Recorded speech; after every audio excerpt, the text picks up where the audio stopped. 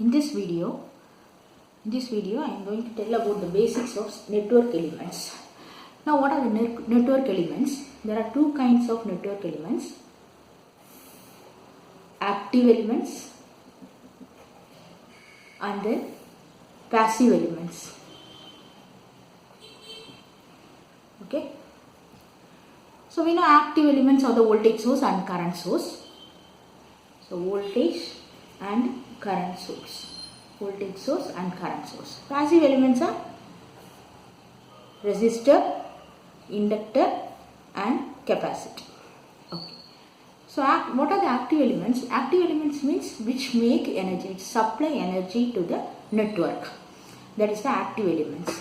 Here passive elements means passive elements which take energy from the supply and it convert it into another form, or it stores as electric field or magnetic field. So according to the inductor, it stores in a magnetic field. According to the capacitor, it stores in the electric field. This we know. So resistor, inductor and capacitor. So proportionality of constant is known as resistance, inductance and capacitance. So let me come to active sources. So voltage source and current source.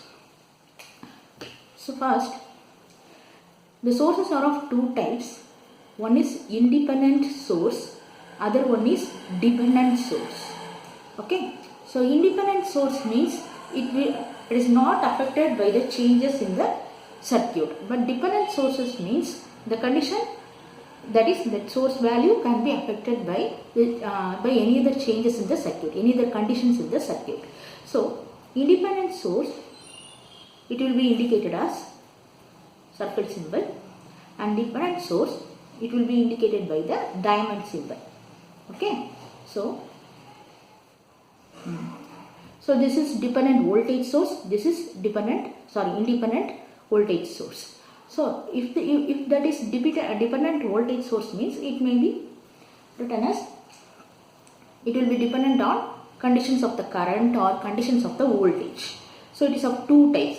Let me take for example, it is a 2Vx or something means it is a voltage controlled voltage source. If it is given as 2I1 like that means it is a current controlled voltage source. So like that for the current source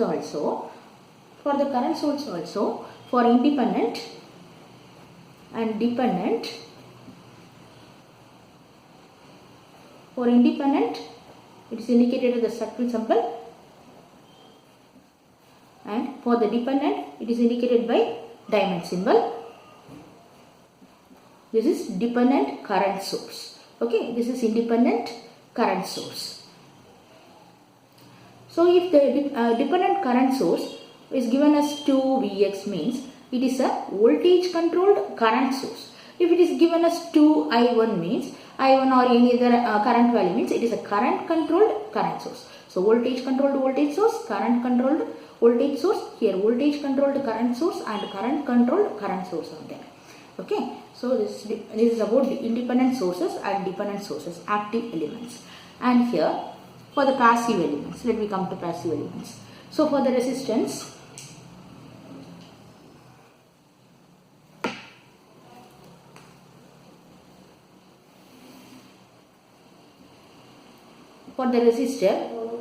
if it is in series condition means we know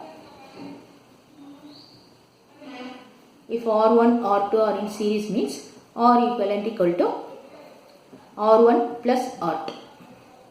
Okay. And then if R1 and R2 are in parallel, or number of resistors are in parallel means the equivalent can be found by 1 by R equivalent equal to 1 by R1 plus 1 by R2. So this is about the resistor. And then for the inductance,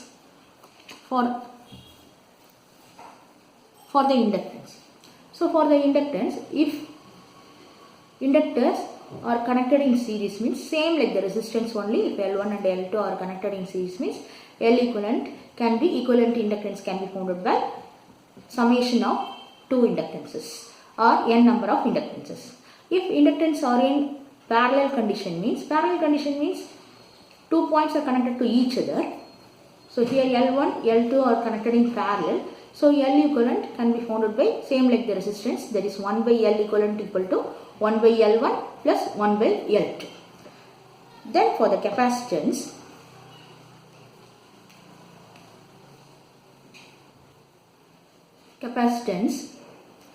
it will be just opposite to the resistance and inductance. If capacitance is connected in series, C1 and C2, its equivalent capacitance will be 1 by C equivalent equal to 1 by C1 plus 1 by C2. If number of capacitance are connected in series means it will be like parallel condition of resistor. Okay, 1 by C equivalent equal to 1 by C1 plus 1 by C2. For parallel connection, it will be like series connection of resistors. Okay, just opposite to the resistor. So for C1, C2, if it is connected in parallel means that is C equivalent equal to summation of capacitances. So this is about the resistor, inductor and capacitor. Okay. And for the active source,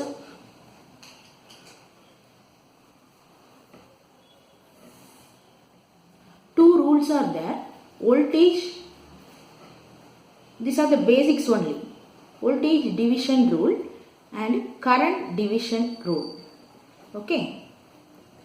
Current division rule.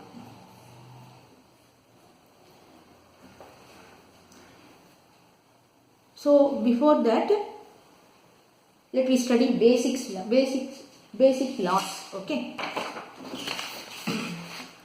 What are the basic laws?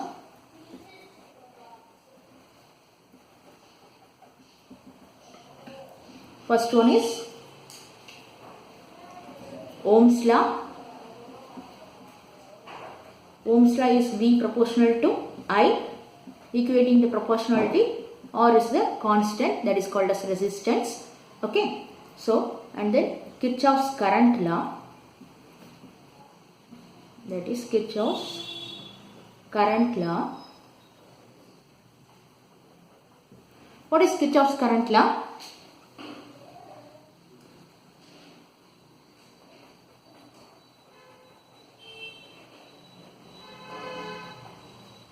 Consider this as the network. Current is noted down here, I1, and here I2, and this one is I3, and this one is I4, and this one is I5. So what is Kirchhoff's current law? Sum of incoming currents equal to sum of outgoing currents. Okay, so here incoming currents are I1 and here I5. I1 plus I5, that is equal to outgoing currents are I2, I3 and I4. Okay, I2, I3 and I4. So I2 plus I3 plus I4, that are outgoing currents. Sum of incoming currents to the junction point, that is equal to sum of outgoing currents away from the node, away from the junction. Okay, this is Kirchhoff's current law. And Kirchhoff's voltage law.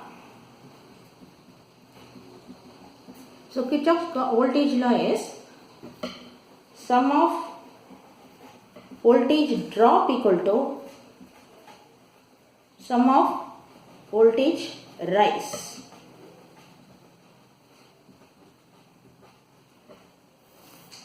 So take for example one closed loop.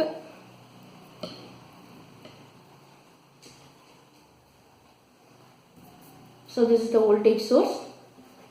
Two resistances are there. Voltage source is indicated by V and current passing through the resistance is I. Total current is I. And here R1, R2. Okay. So this loop current is I. Okay.